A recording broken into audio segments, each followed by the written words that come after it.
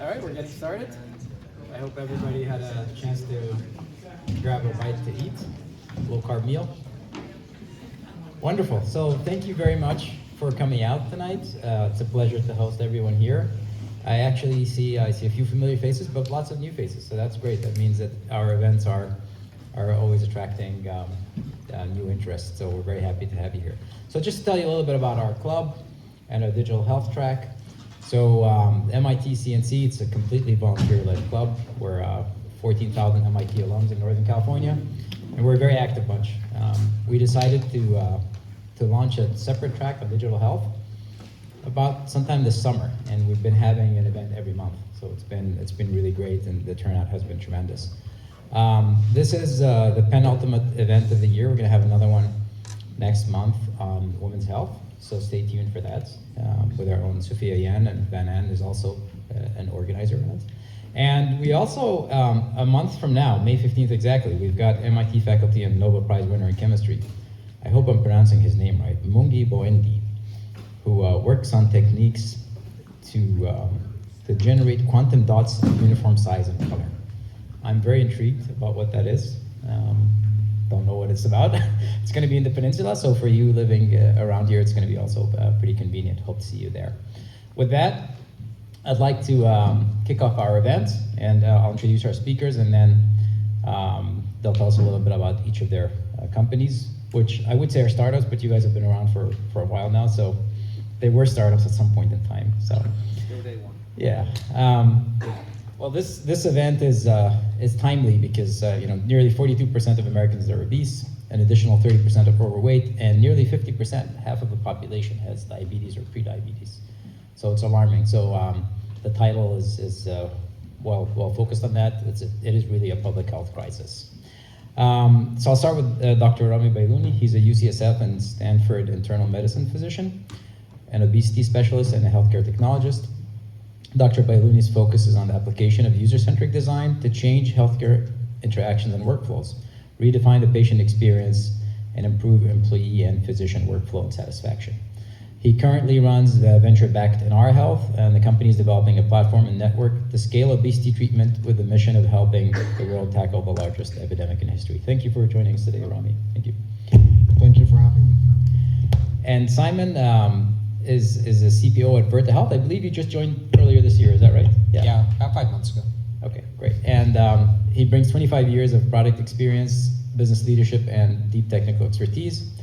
Prior to Virta, Simon was Chief Product Officer at Kaya Health, which I believe is in the musculoskeletal space, yeah, where he led rapid revenue and profitability growth. He was also previously CPO at Rocket Fuel, post-IPO, which sold to Sysmex, Yumi, which IPO'd, and Ceres Imaging, and he held leadership product roles at Meta, Adobe, and SGI.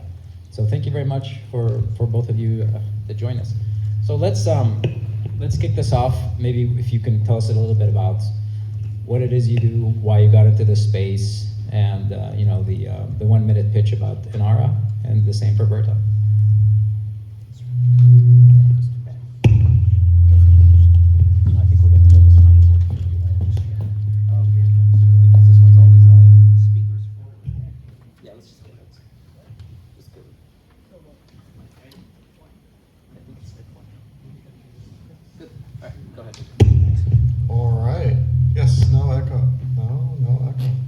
Thank you guys. Thanks for everyone for coming, and thank you for having me.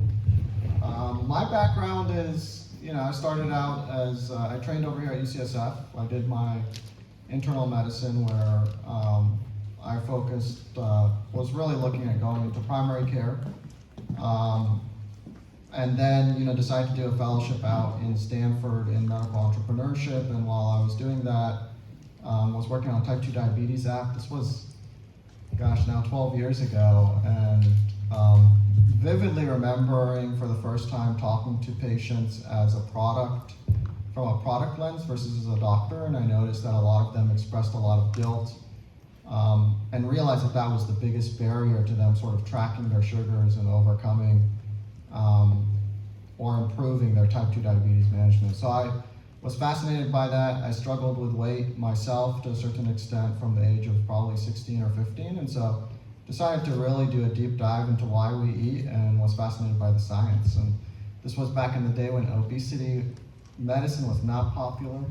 And I can comment on the changes in the field since then, but that led me into obesity medicine. I started a clinic out in San Mateo and did that for 5 years. In 2020, published outcomes from that and decided to turn, or partly turn that into what Enara Health is today, which is we help enable other clinics to launch virtual insurance-covered obesity programs. So we are an extender on top of your primary care cardiology clinic. That's my background. I'll do a very brief on me because that's, I think, the sideshow. I've been a product guy for a very long time. I like building things that solve interesting problems. It's really as simple as that. Ideally ones that change the world. And nothing could be more true to that than solving obesity and diabetes.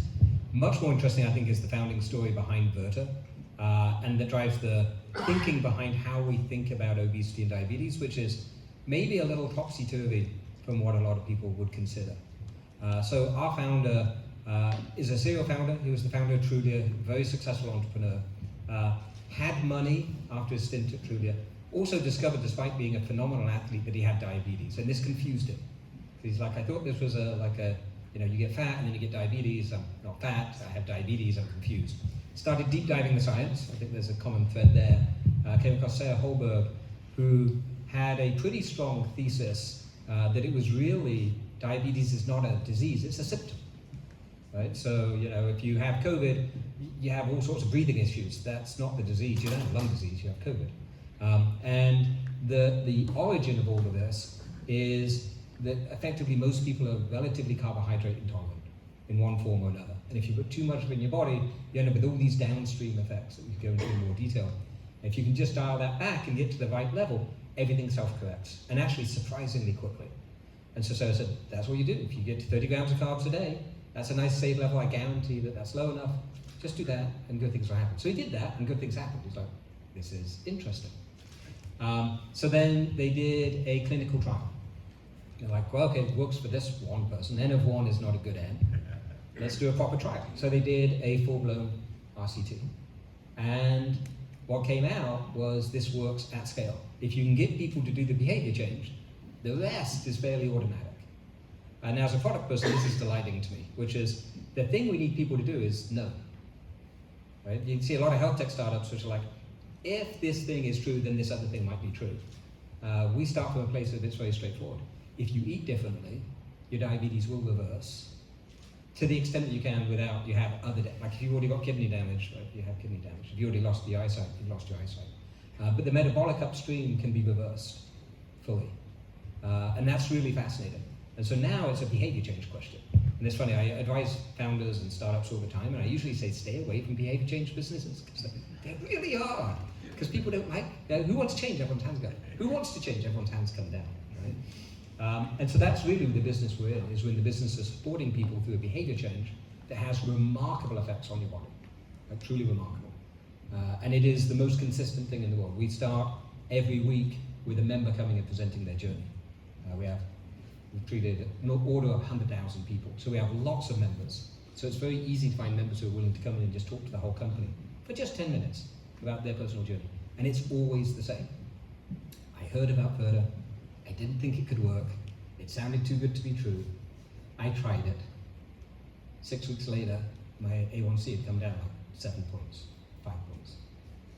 6 months later, I've lost 40 pounds, 60 pounds, 80 pounds, 130 pounds. I'm off all of my meds. Metformin is one you sometimes end up having to keep for other reasons. But by and large, the diabetes reversal track is just super consistent. And so that's the most obvious, profound one that has really strong insurance company incentives behind it. Because if you eat differently, you can solve this problem. The patient and the member is super happy. The payer is also happy. No more expensive drugs. Now obesity is a really expensive condition as well with the GLP-1s. And so we're seeing tremendous interest in obesity, not just from humans. Humans have been interested in losing weight for a long time, but now the insurance companies are suddenly very interested in how do they contain the costs, and is it possible to treat obesity in a less expensive way? To which the answer is also, it turns out, yes. It is also a downstream symptom of the upstream challenge. And if you solve the upstream challenge, the rest sort of clicks into place. No, that's a great point. Actually, just hooking onto that, specifically you mentioned patient experience. I mean, I've been a yo-yo dieter all my life, right? So can you explain to us specifically why Virta, in terms of patient experience and efficacy, of course, how is that different compared to other traditional weight loss methods? Yeah, this is really interesting. So if you get into the sort of the effects, when you eat your carbohydrates, your blood sugar goes up. That's why you have CGMs, you can see the spike come on. The thing that's maybe less well consistently understood is that downslope makes you feel hungry because your body's wired not expecting that many carbs. You're relatively carbohydrate intolerant. So when you create a large upslope, no big problems there. But the downslope is going to make you feel hungry, which is going to cause you to reach for food. The food you're likely to reach for in your standard American diet is more carbohydrates in one form or another, which is of course the next upslope. And then the cycle continues. And now you're going to saturate yourself with too much carbohydrates. So when you reverse that, something interesting happens. You'll eat maybe less than you did before. In fact, we usually have to tell people to add more to their diet because the first thing that happens is they're not eating the carbs, so they're not getting the downslope that creates the hunger reflex. So their cravings go away in the first week, typically. Now you're left with the habit craving, right? I'm used to eating my favorite candy bar. I'm used to eating rice. I'm used to having bread with my dinner. But the actual physical cravings go really fast. And that makes it surprisingly sustainable because you're not feeling that, God, I'm hungry, that you feel with so many diets. With the Virta diet, you tend to find people very quickly being like, actually, I don't think, and this is, members say this all the time, ask them, so how hard is it? The hardest thing is my husband eats the foods that I used to like.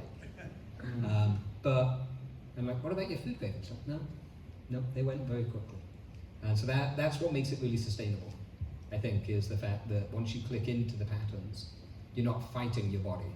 Whereas with a lot of the other diets, you've still got the downslope, so you're eating less of the things you like, but you're still eating them, and you're still getting the cravings because of the carbohydrate, glucose and spike in the downslope. That's how we think about it. Oh, that's great. Rami, you and I have had this debate multiple times, right? It's like keto diets, but then you look at me and I like, can you really stick to it? I haven't been able to stick to it, but so you played with both and prescribed both ketogenic and non-ketogenic approaches. Can you tell us what has been your experience with both?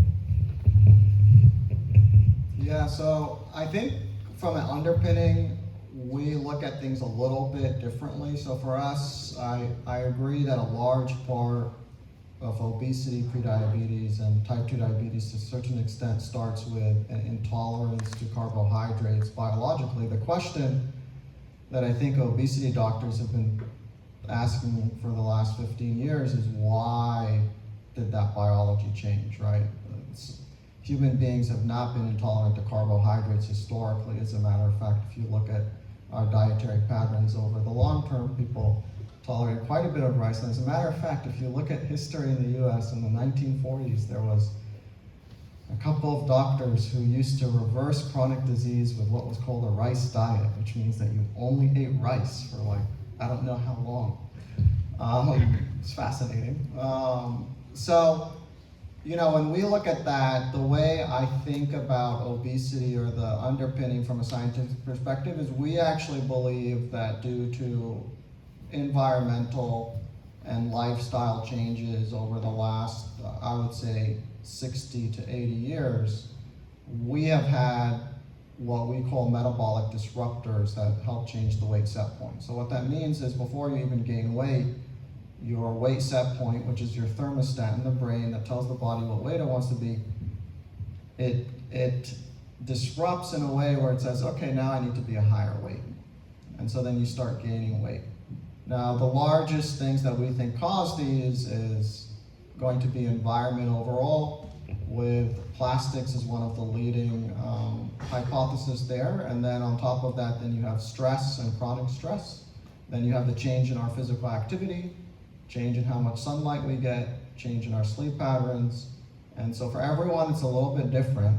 So for some people, you can fix the carbohydrate intolerance, which I would even say is a symptom. But the question is, what's the underpinning? And so for people who adopt a ketogenic diet, the people that are going to be able to stick with that long term are people who may fix their sleep at the same time and not realize that it's sleep that's actually leading to the appetite deprivation.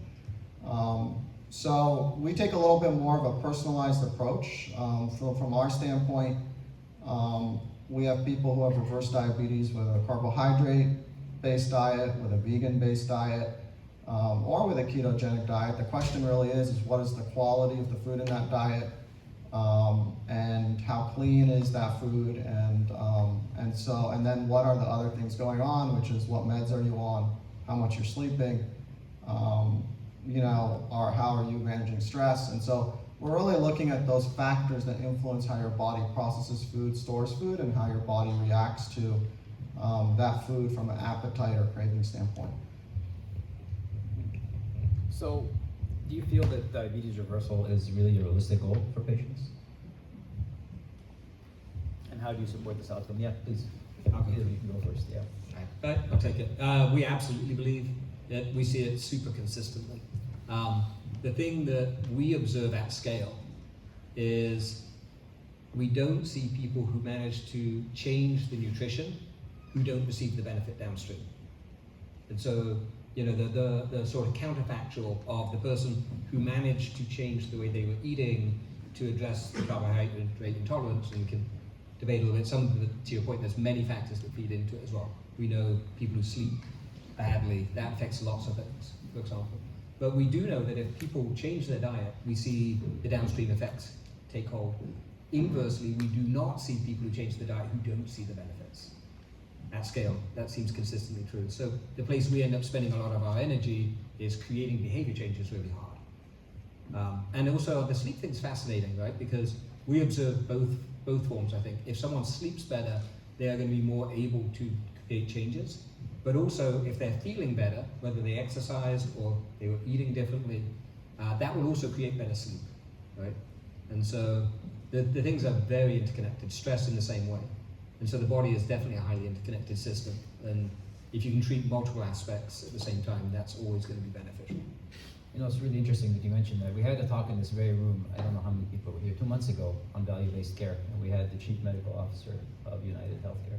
And she told us that she saw it firsthand, that if you treat the depression, the diabetes goes away. Have you noticed that as well, Rami? I mean, that was a very big statement, but. Yeah, it is very true that sometimes you have to treat depression and other factors first before you can improve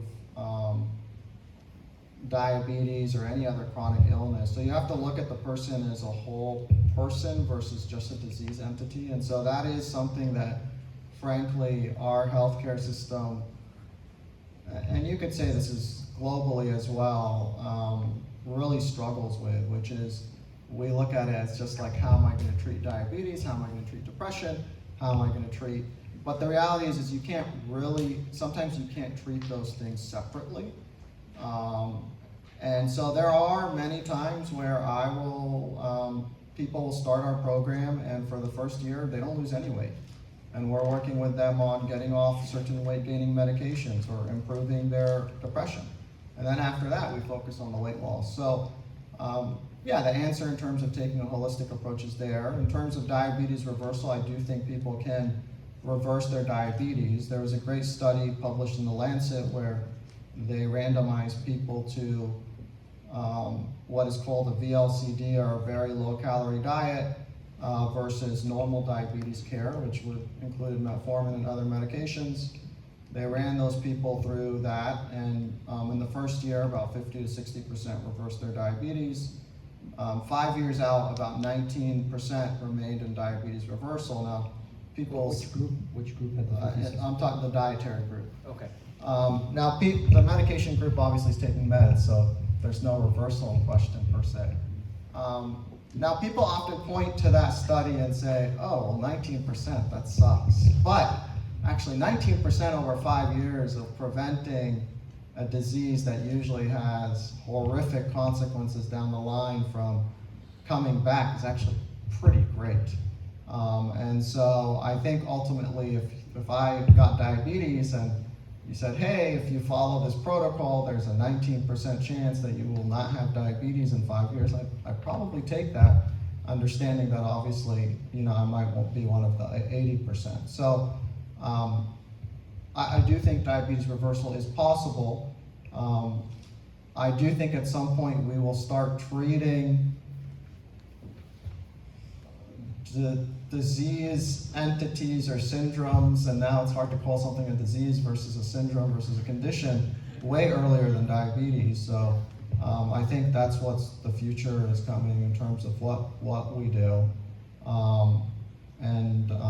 So yeah, I mean, ultimately we are heading to a point where we can, you can reverse diabetes with just diet, and most of the time it is diet, and then you got to follow that up obviously with sleep, stress, to maintain those changes and activity. It is possible, and again, the percents for that long term are about 20%, which is still pretty darn good. That's great. What have your numbers been, Simon, at Virta? Because I remember first when I spoke to Sammy in 2018, and he had the 3-month study, and then a 6-month study, and then 1-year study. Have you had patients on it for 6 months now that you can say, 20% of them or 50% of them maintain the diabetes reversal for 6 years? I mean, what we're seeing is if they've maintained the diet, then they've maintained the remission from diabetes. Like the control, this is the thing that's really fascinating.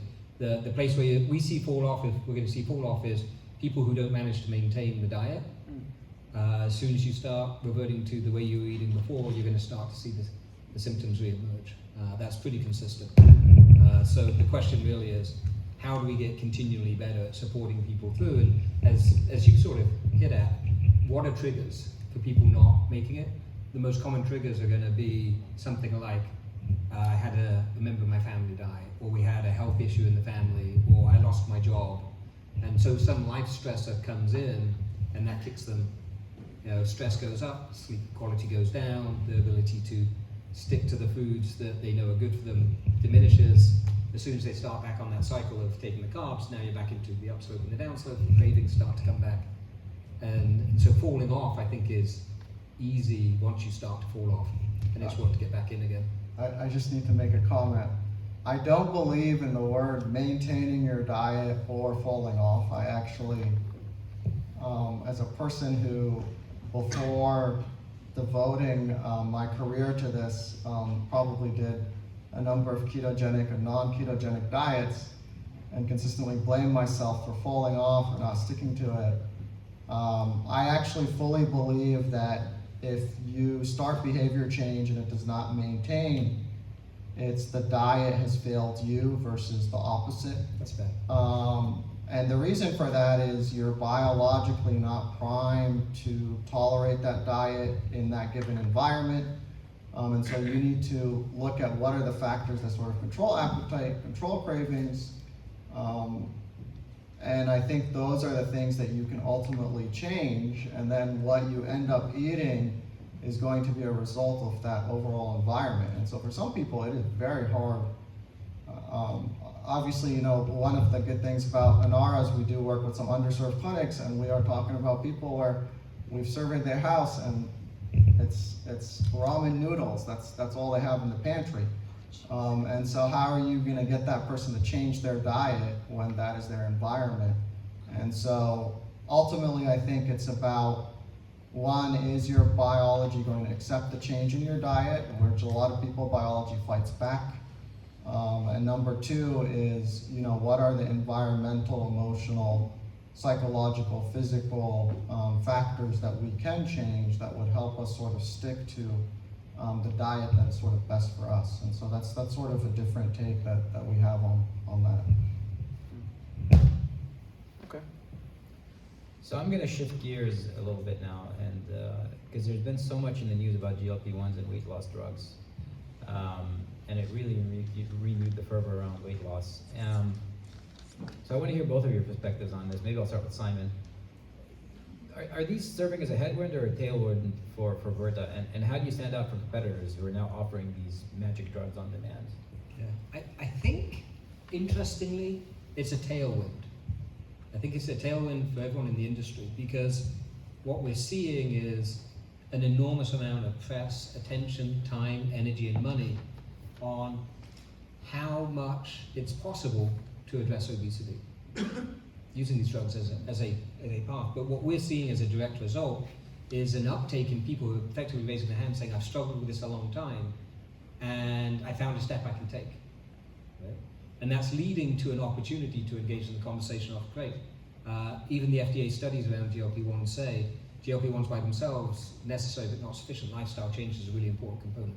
So I think that drags along a really powerful component of conversation around what else can you do while you're making this change?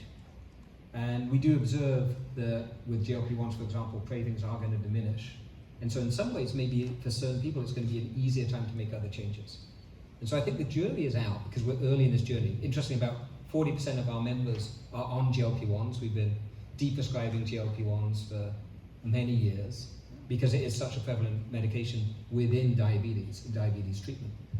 But I think we're early as a community and an industry in thinking through how does this shape the landscape in ways that we can use to, yes, maybe you start with a medication-induced way of losing weight, but what else can we do to help you get to a non-medication-induced way of sustaining weight loss or losing weight? And the early signs are that we're seeing is it's going to be a really big tailwind for creating positive change. So your philosophy would be, I know that you try to wean people off insulin with Virta. You also try to wean them of all the other meds as well, Yeah, including GLP-1s? Yeah.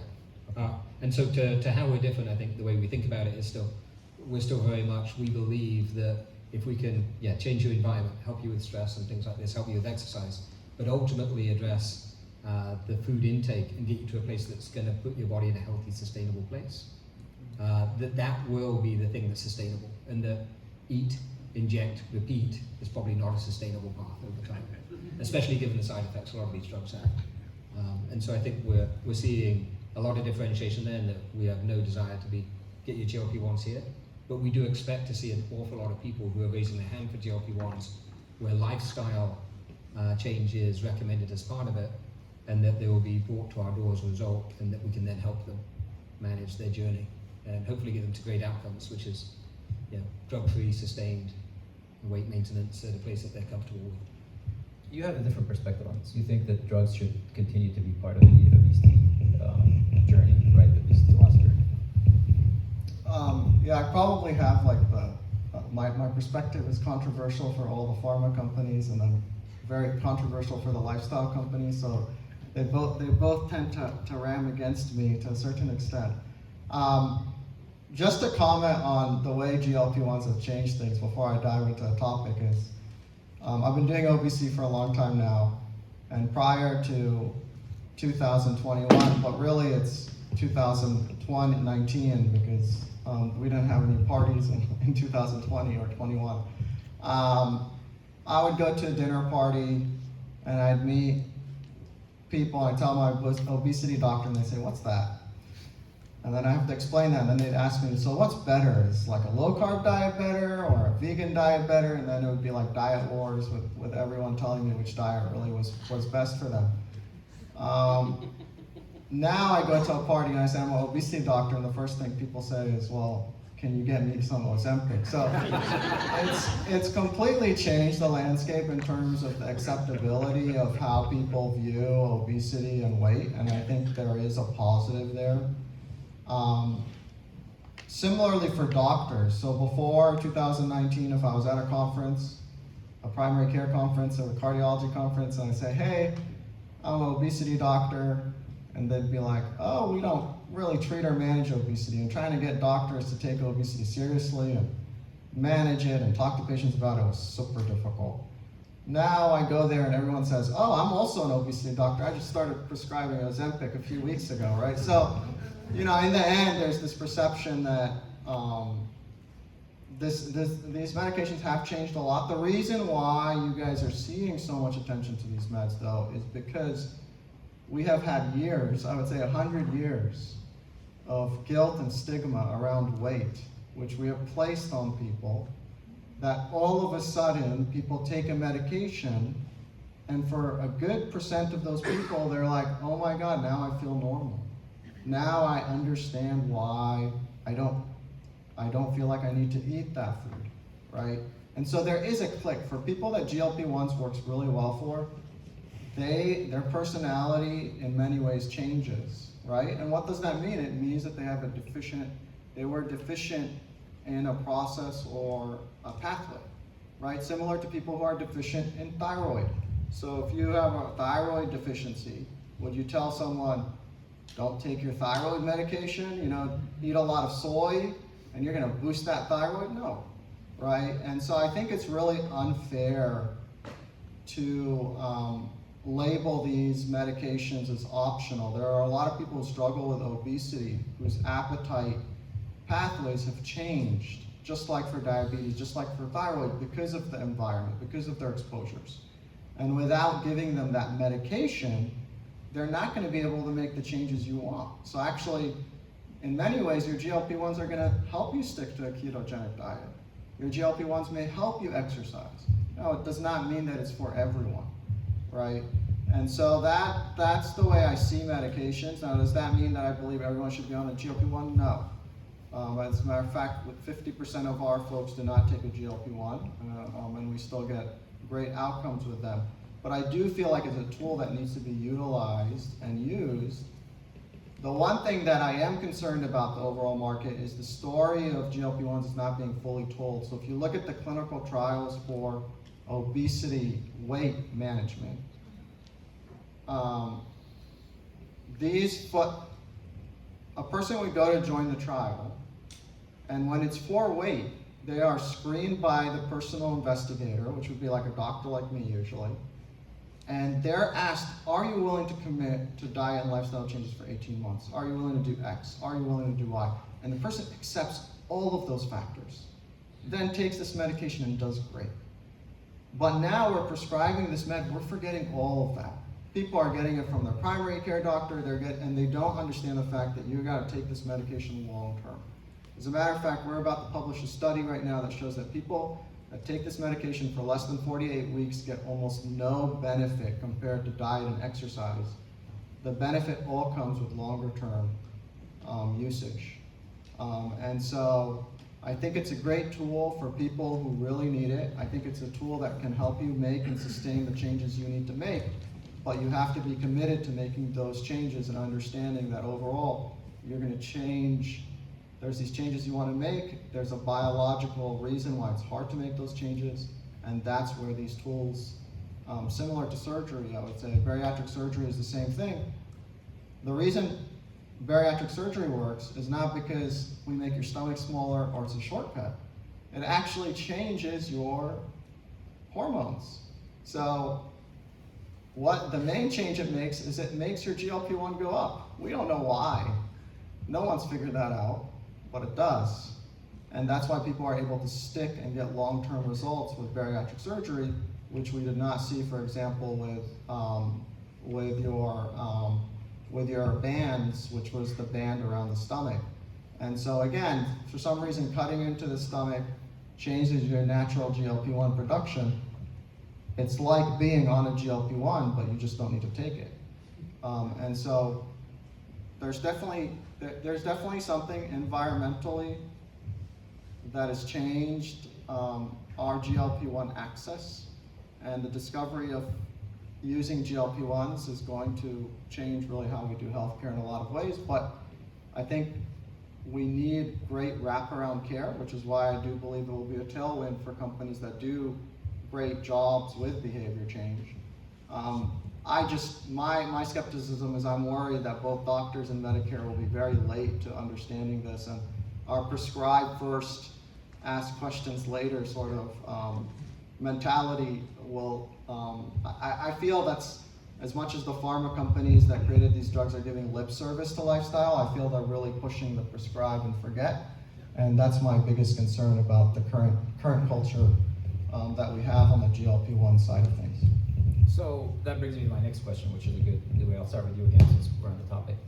So there are some patients that do take GLP-1s, or some that have exhibited higher GLP-1s because of surgery, etc.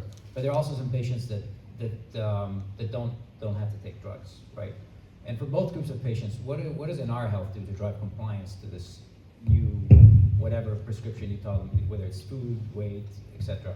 What technologies do you use? After all, this is a tech conference, kind of.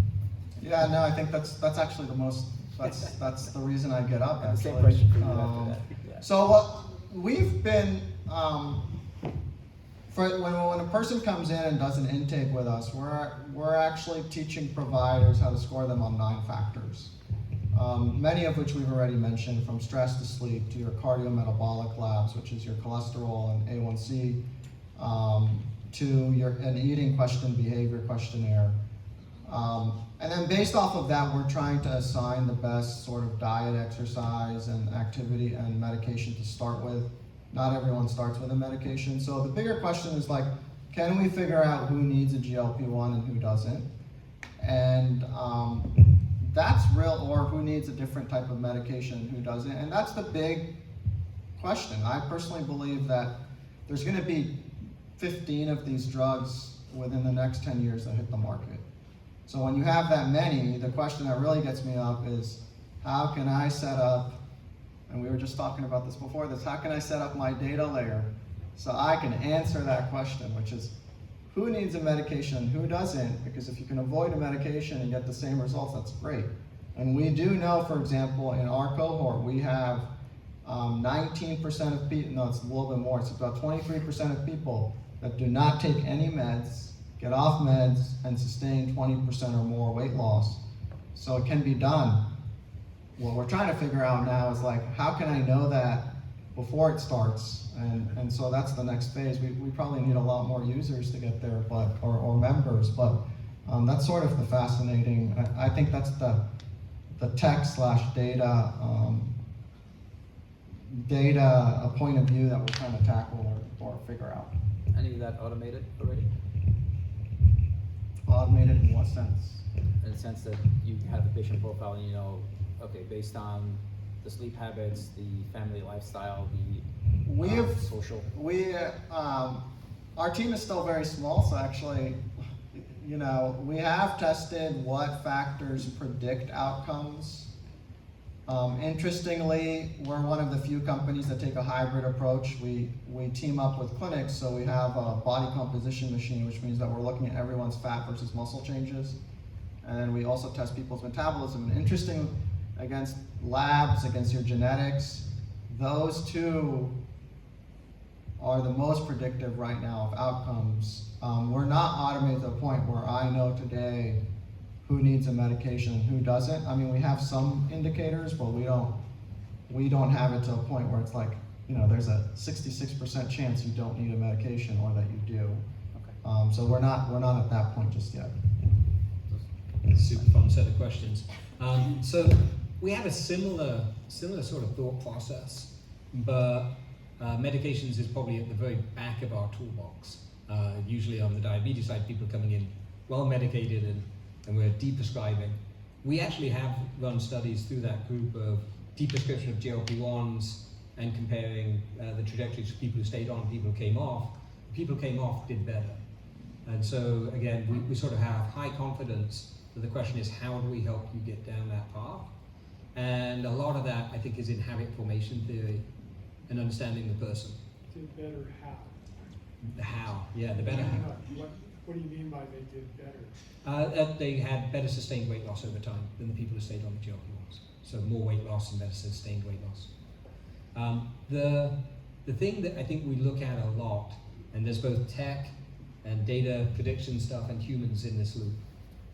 We have endocrinologists, we have NPs, we have physicians, we have a lot of health coaches. Within the health coaches, we have a lot of subspecialties. So we have a lot of expertise at the table, and the advantage, this is getting easier. The more we scale, the easier it gets, because our body of knowledge and experience and specialism goes up. And the sort of pattern recognition of we've seen a journey very like this starts to click in, and then the data-driven version of that begins to click in. But you need a lot of data for the data-driven version to click in. I want to say that up front.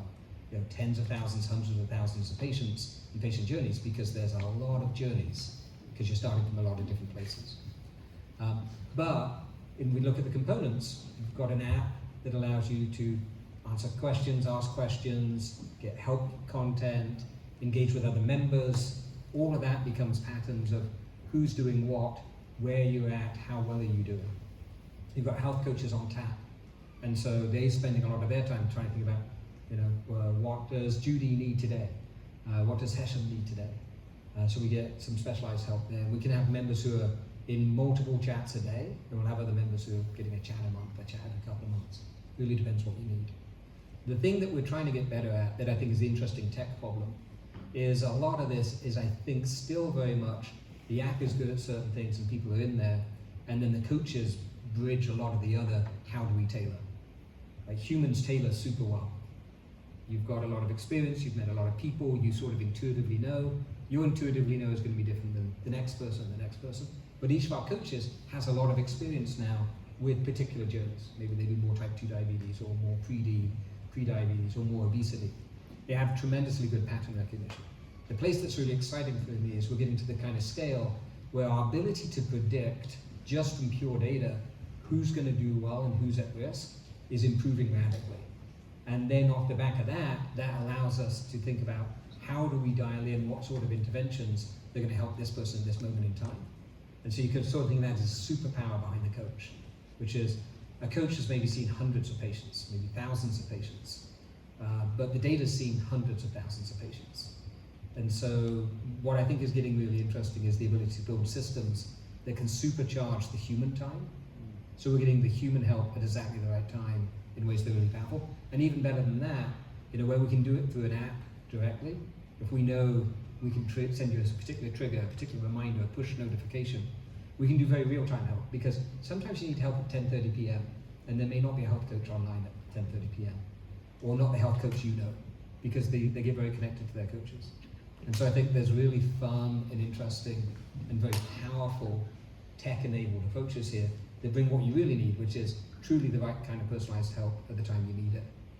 And I think LLMs will also be helpful there, because they are pretty good. You take strong modeling and then LLMs, which are really good pattern recognizers when you think about it. And a lot of this is a pattern recognition problem in certain levels. So I think the tech is really a tailwind for this as well, beyond just straight good UX and good content. So what are some concrete examples of tech that manages accountability? How do you get people to adhere to the ketogenic diet?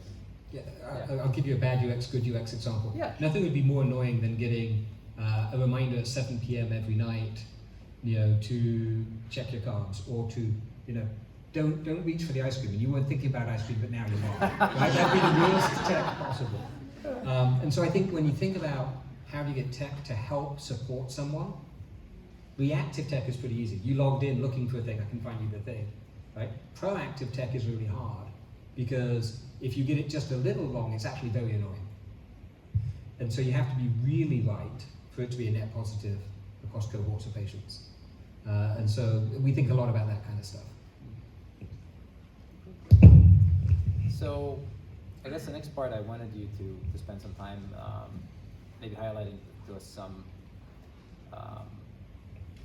showcase the impact of different health approaches. So Simon, since you've got the table, can you share with us some significant outcomes? I mean, I've seen stories, individual patient stories, I follow your LinkedIn page, people with 10 HbA1c going down to 6.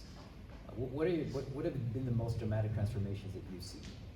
Yeah, I think you've hit on something right there, which is, I'll add, there's the numbers. Right? We routinely see people coming in with extremely high A1Cs, very high weights, seeing really strong progress on both fronts, complete reversal of diabetes, very strong weight loss. The thing that I think hits me even harder than that is very frequently these people are coming in, I have struggled with this for a very long time, and I didn't think it was possible. And so I think the thing that hits me hardest every time is not just, yes, it happened, but also the human aspect of, I never believed it could. And routinely when we get our members in talking on the Mondays, they'll be like, I'm alive again, or I didn't think I would be able to live this way again, or I didn't think I'd be able to do this again, or I thought I would never be able to play with my kids this way again, and my energy is back, and I never expected that. And I think that sheer amount of hope that we bring people is what hits me more than just the numbers. The numbers are wonderful, but I think the human stories behind it and the feelings that they have of being in a place that felt hopeless, and you must see this all the time, right? Because we may differ a bit in some of our hows, but that human impact of taking someone who's been struggling with something for a long time, years, decades even, and putting them in a very different place is amazing. And we saw one of your patients here today. Yeah, we're gonna we'll ask her to tell her story. That might be the easiest. So Suzanne, if you want to come up, we'll ask you in a bit to tell your story. But just to pull off of the commentary here before that, overall numbers, obviously we deliver on average 15% weight loss across the board. 50% of our folks do not use any medications. Those people actually lose 9.9% weight loss at 3 years if you factor in all the people that drop out, which means that we're not just looking at the people that succeed, which is a big problem. Is a lot of times you get reported numbers of just the people who complete the program, but then you're not looking at all the people that don't complete it. If you look at just completers, it's about 12.2%. So our general behavioral approach to weight and obesity is good, independent of adding meds. For people that do use medications, including dropouts across the board, we're at 16% weight loss. If you look at just completers, then depending on the type of medications you lose, you're anywhere between 18 to 22%. So really good numbers, but I totally, fully agree that it's really about the story. It's why I do this. This has not been an easy journey for me at all, and we can talk about that in a bit, but I'm still, despite starting to change this into a startup about 3 years ago and growing that, I still remain clinical at 1 day a week, and the reason I do it is I just love it, and it's something that I would never really leave, and if anything, I often feel like I'm falling short just because I'm starting to get busy with other things. So trying to balance that out. But when it comes to behavior change, we talked a lot about like changing your diet, changing your exercise. The biggest tool you have to changing any behavior is your relationships. I cannot stress that enough, whether that's family, community, your clinical team. And so I've always been focused, before we had technology and since we've been building technology, on how can I improve the relationships between the dietitian and our members, between the exercise coach and our members, between our doctors and our members. And now, since we're helping other clinics do this, there's even a third dimension, which is we're not just helping them with their virtual care team create relationships, but then how can we get them a better relationship with that primary care doctor or that cardiologist? And so it's fascinating to try to think about building technology from that angle. We're still very early on that side, so I don't have any case studies, but Suzanne, if you're willing to come tell your story, we'll hear directly from you and go from there. Can everybody hear me from here? Yeah. Pretty much? Yeah. Well, I'm somebody who didn't think it could happen. I had my first episode of really severe depression when I was 12. I'm 74 now, and the SSRIs hadn't been invented. And it took years before the depression came under control. When I got to Enara, I was on Paxil, which is a weight-positive drug. And the treatment that I received when I got there was really granular. I worked with Dr. B, I worked with a wonderful nutritionist, and it became apparent over the course of the first year. I started at 305 pounds. I'm 85 pounds down from that now. And it became apparent that that Paxil needed change, but it had an anxiety component. So what was going to happen with that? So that got tweaked. And then there was a weight loss drug that might help, so that got added a little bit. And yes, I do take a GLP-1, a small dose. And I've made use of every single one of the things Enara has to offer. Wonderful meetings with a nutritionist. I've taken advantage of the online classes in mindful eating, the grocery store tours through Trader Joe's, so that I know which of the many things they offer, a lot of them are not good for me, but which ones are good for me. Classes on exercises that I can do, an exercise coach that I can meet with, not so often now because of Medicare. But, you know, lots and lots of resources that have made it possible for me. I've done the VLCD twice, each time going down on 800 calories a day for 3 months, watch the weight go way down, and then I've been able to maintain it twice. I have one more VLCD coming up, and at that point, I believe I will be at my permanent weight. The first time I'm gonna cry when I say this, but when I was able to go into a store, a real store, and buy real people clothes, I can't even tell you what that meant. You know, after all these years of having people look awful when they had to sit next to me on an airplane, things like that. If you haven't been obese, you don't understand. But I have to tell you, this has been a wonderful experience, and I couldn't have done it without the vision that this guy had and without the people that he's hired. So, yes, I'm on a GLP-1, but I'm really glad. Thank you. Thank you.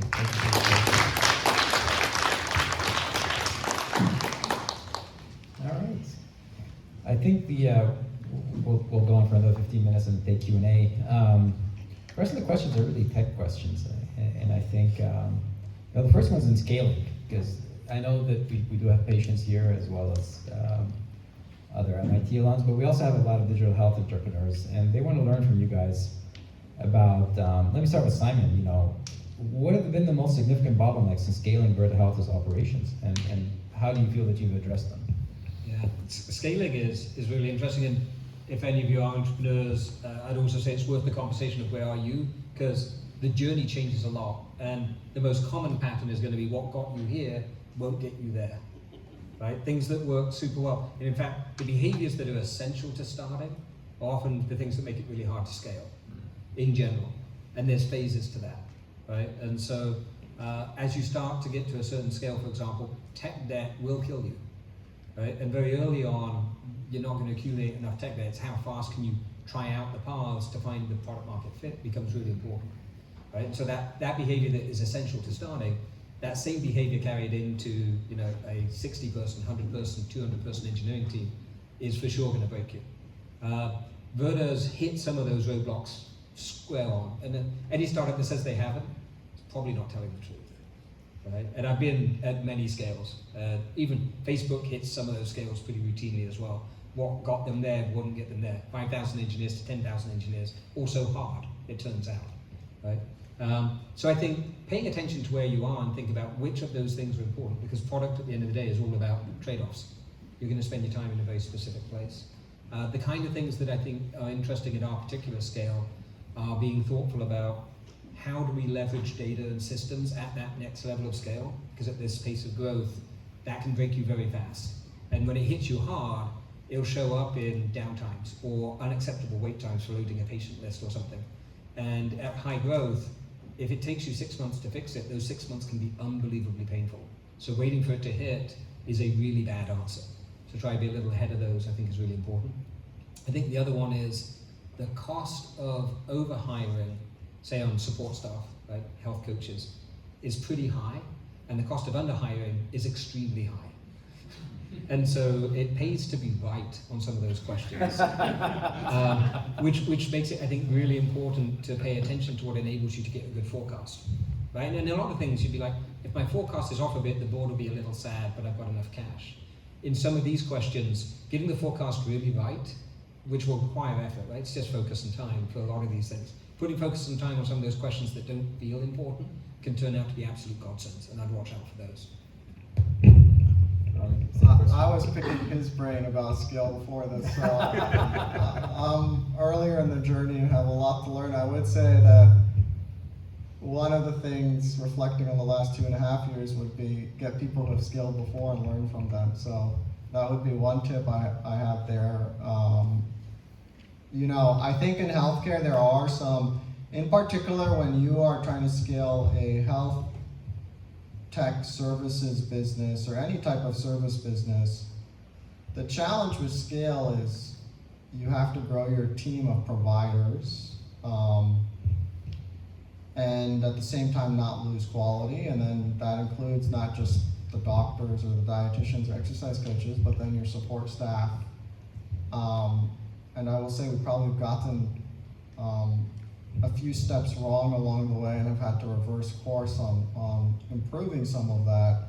So I think that's always the challenge, which is like, you can grow, but then like how do you make your product so that it can balance the quality edge of growth so that you maintain consistency, right? And that's where technology can be really helpful, is if it can really help onboard providers faster, make sure all the providers are delivering great service, make sure there's good feedback back to the providers, and allowing you to scale that. So essentially, it's not technically the core product you're offering, but it's supporting the core product's growth. And I think that's one of the challenging parts when it gets to healthcare is almost any health tech startup. I don't know, this is probably frustrating for product and engineers. It's like you start with this great vision. It's like, we're going to use data to find like the best treatment for the best person. And then it's like, oh, we're spending time optimizing schedules, right? And so it is hard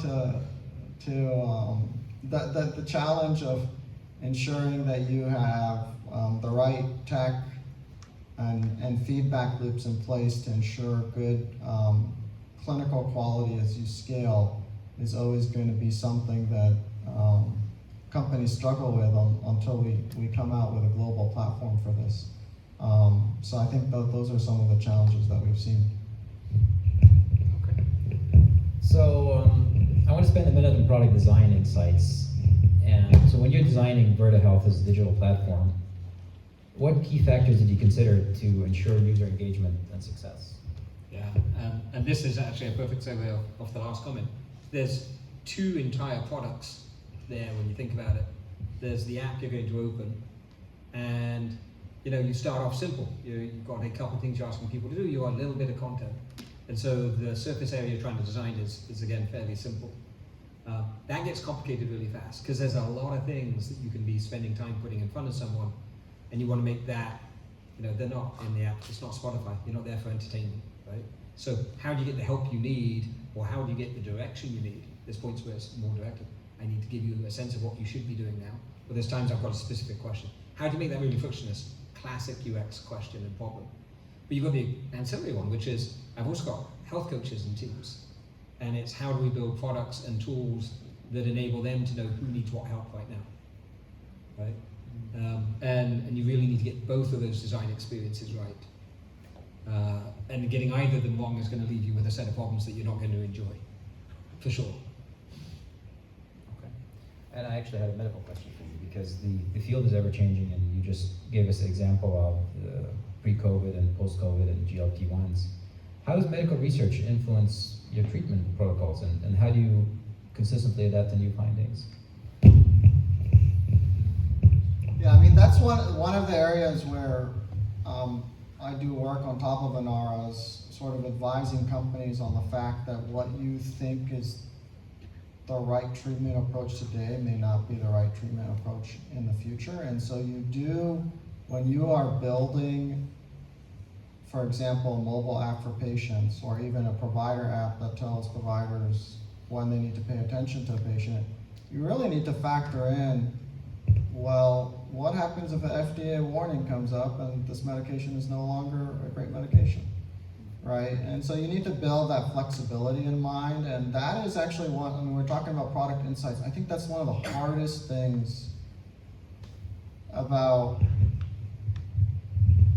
and this applies to broader than tech, but it's one of the hardest things about being innovative when it comes to healthcare services, whether it's technology driven or not. And the reason why is an A/B test can take a year long. Like we tested something called Ready for Change class, which is you start off your program and you take a class which makes sure that you're ready for change. It took 9 months for us to be like, oh wow, there's a big difference in people who attended that one class, right? And so you have to be patient, you have to be focused, but then, the next day around, you might learn something new and be like, okay, how are we gonna A/B test that? And the problem is the way healthcare is set up today is services, whether they're paid for on a value-based basis or on a fee-for-service basis, they're not incentivized. Like CMS, insurances do not incentivize providers to change behavior, frankly, except in certain circumstances. And so that's one of the difficult things that you grapple against. So to give you guys an example, Medicare just made a great move in saying we're going to cover the obesity drug if a patient has a history of heart disease, because a study came out showing that those folks have 20% reduced mortality over 3 years. The problem with it is they didn't factor in anything else with regards to how you take care of a patient with heart disease and this new medication. So we're talking about muscle loss problems. If you're under proteined, you're talking about losing too much muscle if you don't exercise. And so they're not taking a round robin approach to being like, oh yeah, and we're gonna pay providers an extra $20 if they counsel this patient. They won't do that. And so I think one of the caveats is you have to be long-term focused. It takes a long time sometimes to figure out if like the way you're doing things differently makes an impact. And you have to collect really good data to figure that out.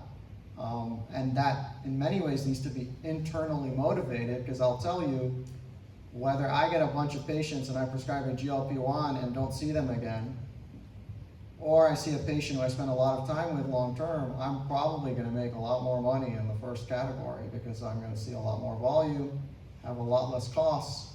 And so that's, I think, the difficulty when it comes to innovation.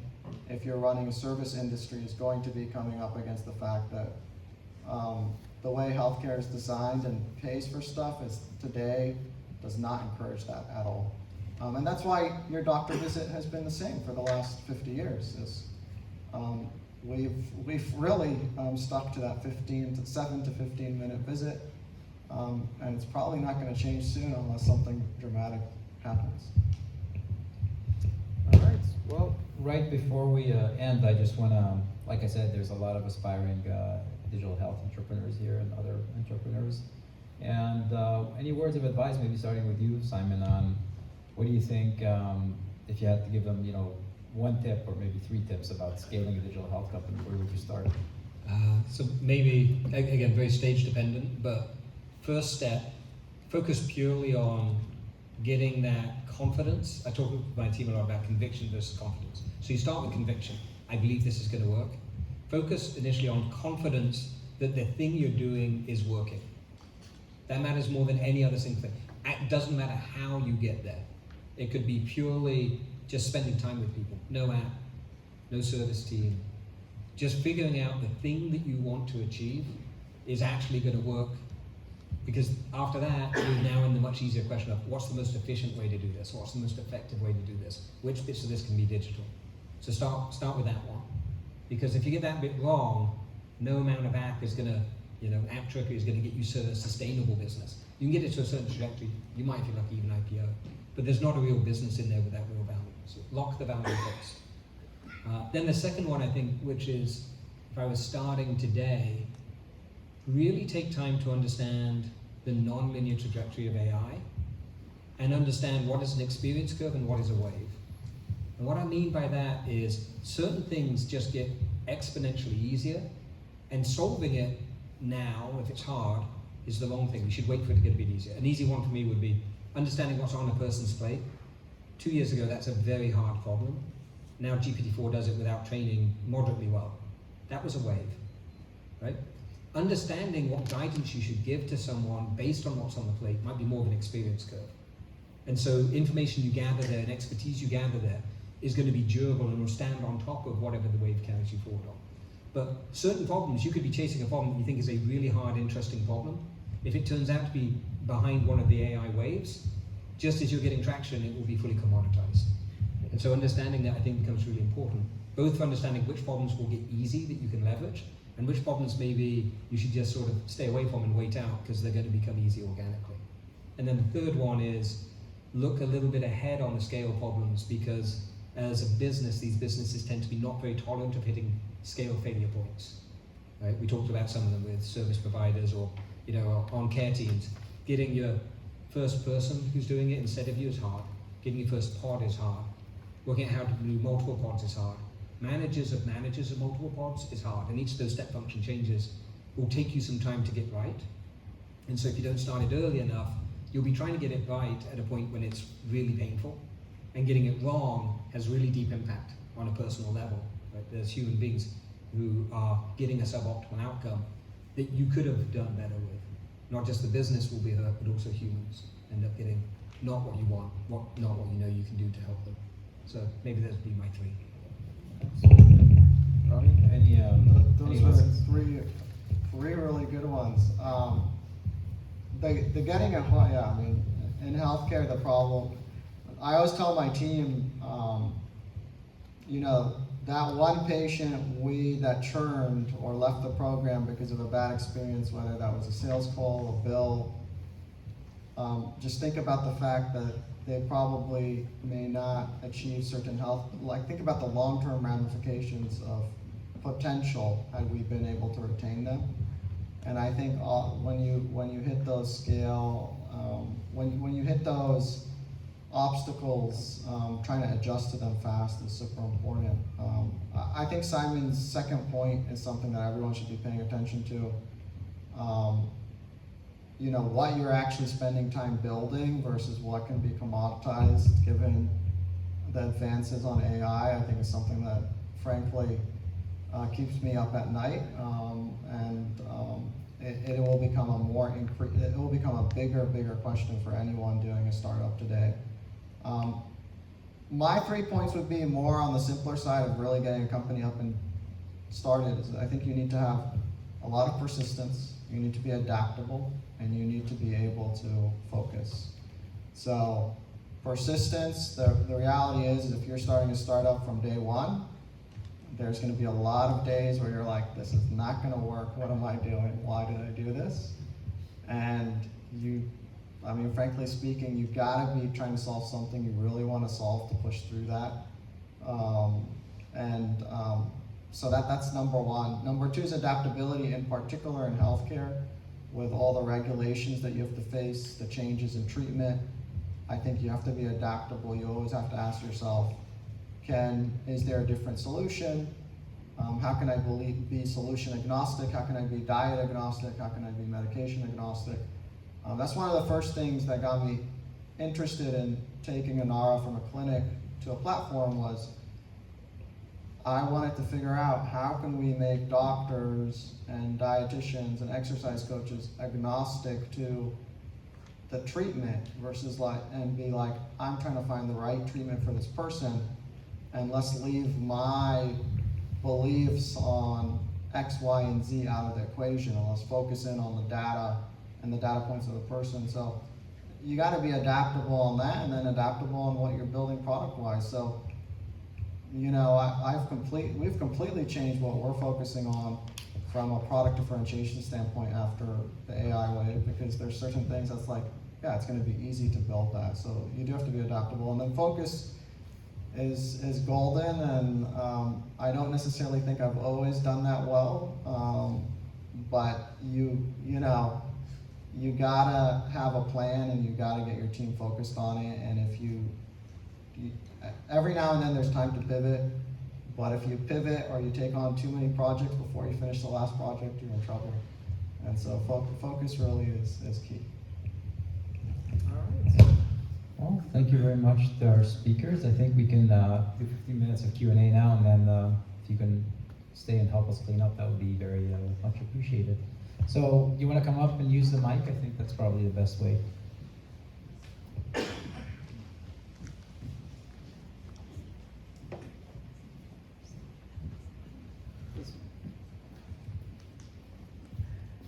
I love your multi-dimensional approach, looking under the hood to see what's going on, particularly the role of the environment and toxins.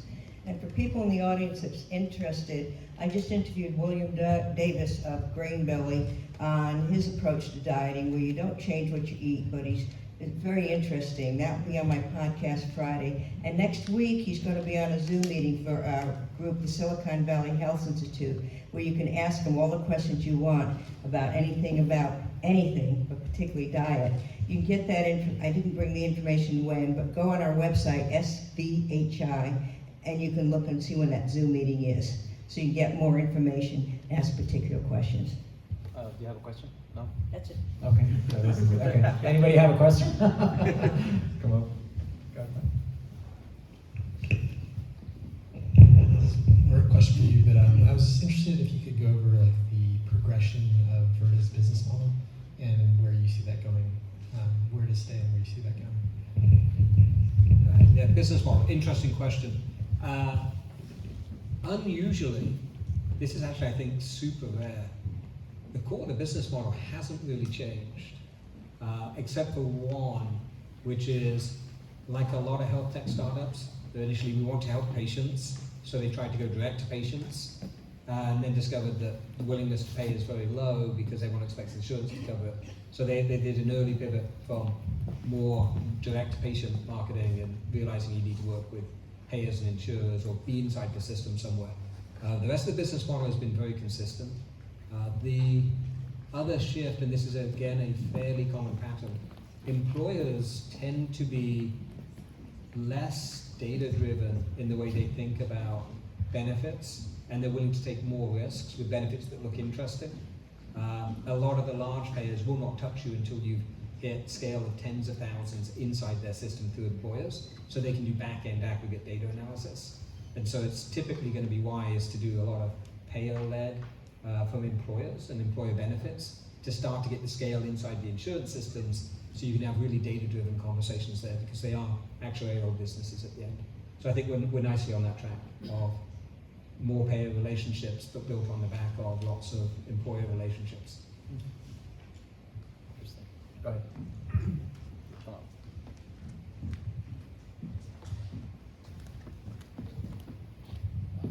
Is there any money, is there a business model that deals with prevention?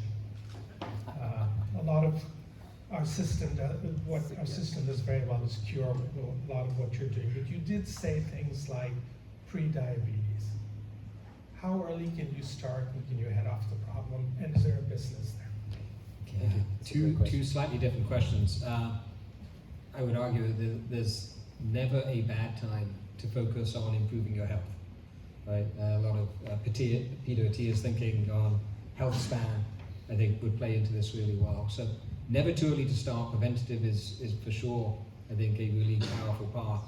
The American health system is not well geared for prevention. So what does the business model look like there is a much trickier question, I think.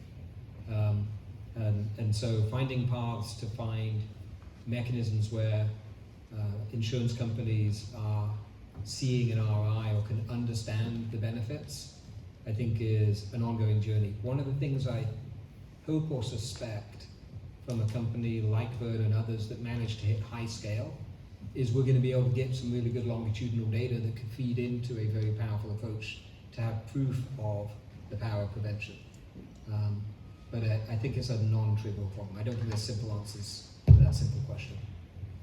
I'm hoping Rami has a word of wisdom here that will change my thinking entirely.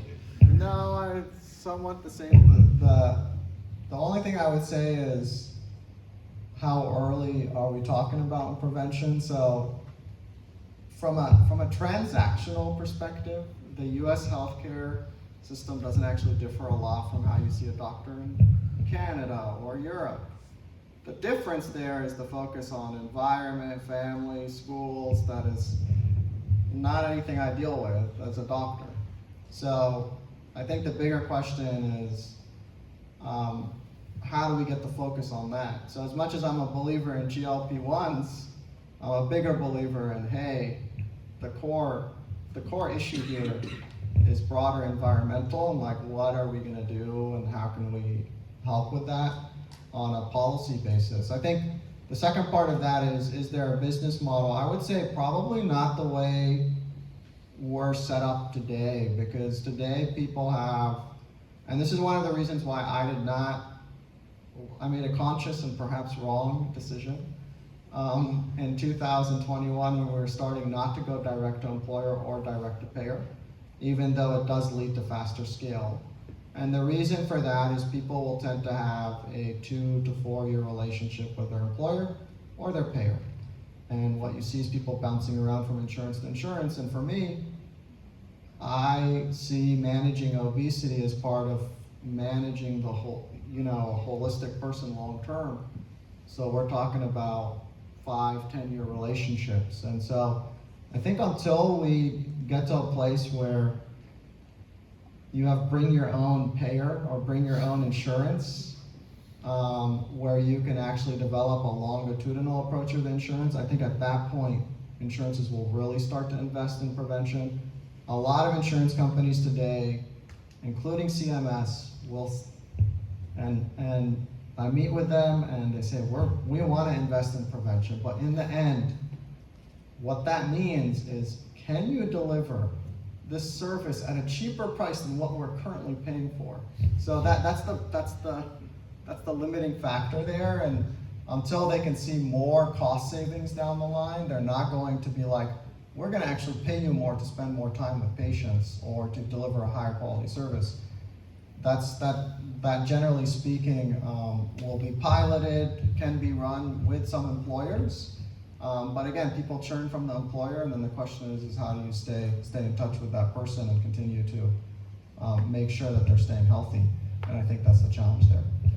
The one thing I would say is the churn between employers, scale helps on this one. So we've already started to hit the scale where someone may churn from an employer but churn into another covered entity with us. That is awesome. And so one of those two problems I think scale starts to solve for, not perfectly, but I can imagine a future version of Virta where we cover enough of the US that you may churn from United Health but churn into Aetna, and it may not matter for us. I do think, to your point, if you could ever find a system where you could pick your insurer and get money funneled into that plan by your employer, could give the continuity with an insurer that might make the insurer math change. And then preventative care and longitudinal understanding that could be systems. That's one of the more elegant ways of getting there. I just don't know how we get from here to there. Did you have a question? Hi, I just wanted to mention before I ask my questions that I started as a Virta member in a little over 2 years ago, and I'm so grateful that it was available, so thank you. Thank you. And I had two questions. I heard two terms that I didn't quite follow. The first one I'm pretty sure was Rami, who said good food or clean food. Yes, clean food, or food that's clean. And if you could expand on what that means, that would be helpful. And the other one, I couldn't remember who said it, but it was something about the body having a set point. So was it? That was also you. Okay. So, yeah, if you could explain those two concepts, that would be great. Yeah, so when I started looking into why we eat, a lot of the attention was focused on diets, and I don't know if you guys know Christopher Gardner, who's at Stanford, has done a lot of studies on diets, like low carb, keto, vegan, and in the end, like all that work, it's like they're all almost the same, right? But when you actually look at the data, there are some things that stand out which you can't ignore. And so what I always used to tell folks, or what I still tell folks, is it's not about which diet is best, it's about evidence-based foods. There are foods are good for you, like vegetables. You know that beans, for the most part, are really healthy food for most people, except for certain people that are intolerant of them. You know that ancient grains are going to lower your LDL and lower your blood pressure. What you know is not good for you is anything that is in plastics for a long time. If it has a shelf life that is not natural, So I do think when I say whole foods, I'm just saying essentially that there are foods that have been studied that we know are generally healthy for 90 to 95% of us that we can focus on, as long as we're having them in as whole foods versus very processed. And so that goes everything from we know, for example, berries are probably the healthiest type of fruit that you can have. So there are, if you focus on what foods are good for you, then this question about like, I need to follow a diet and I need to stick to this plan, it goes away. The focus becomes like, have I had my 2 servings of green veggies? Have I had my fruit intake? Is the meat I ate not processed? So one of the things we see a lot is I may see a person on a ketogenic diet and they're eating a lot of processed meat. Their blood pressure is gonna rise, their LDL is gonna rise, their CRP is gonna rise. But you could do that same ketogenic diet with non-processed meat and ensure you're getting good vegetables, and you'll see the exact opposite. Right? Same exact diet, totally different outcomes. And I've seen people on who come to me on a vegan diet, and what that means is Pringles every day for breakfast, lunch, and dinner. And so, again, that's why I don't like diets. I don't like these fad terms. I really focus on what the healthy foods are. Are you getting enough of them? What works for you? Do you recognize that your appetite decreases, increases, how you feel after those meals? And that's really what matters. And so that's what I mean by diet. In terms of set point is like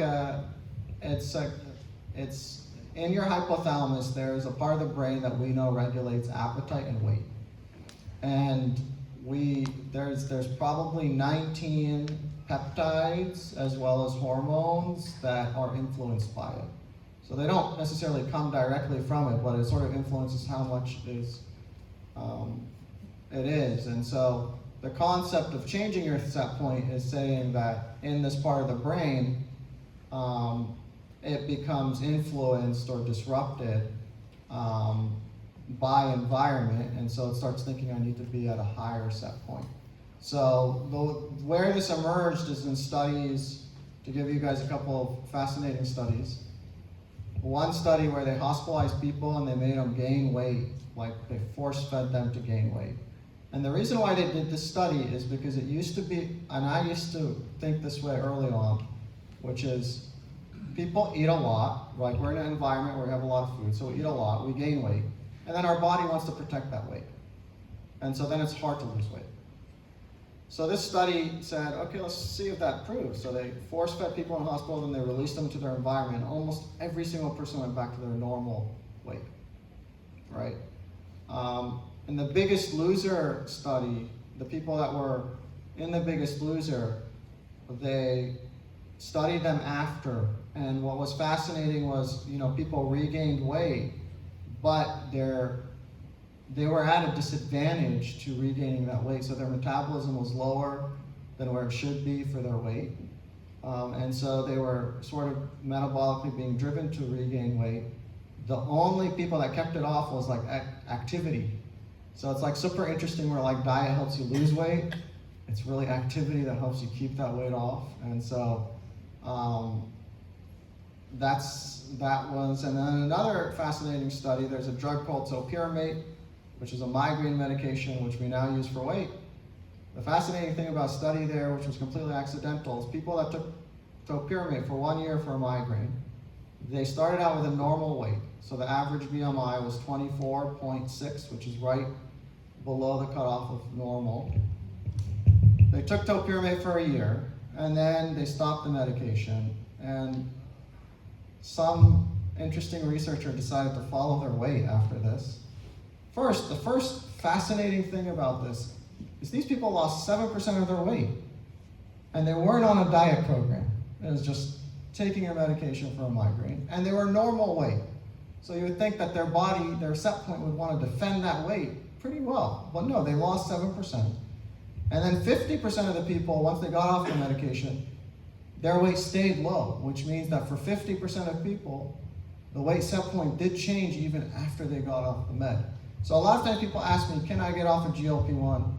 Can I get off of Ozempic? Can I get off of medication? And I always say, it all depends on whether we have figured out what triggers that weight set point, what's controlling that weight set point. And if we've made the changes, then as you get off the medication, you realize that your body can maintain weight. If for some reason, the reason that weight set point is driving weight, well, you'll realize that you get off weight and medication will keep going up. The weight will keep going up. So in the end, it's about trying to restore your weight thermostat to normal. For some people that is possible. For other people, whatever that environmental, biological event that happened may be permanent. And for those people, whether it's bariatric surgery or a medication combined with lifestyle changes may need to be the long-term answer. So it just depends on that specific person. All right, so I think we're right on time. We'll just save the questions for networking. We'll be here for a little bit more so we can have some time to clean up as well. So I'd like to thank the speakers very much for taking their time today to come and speak with us.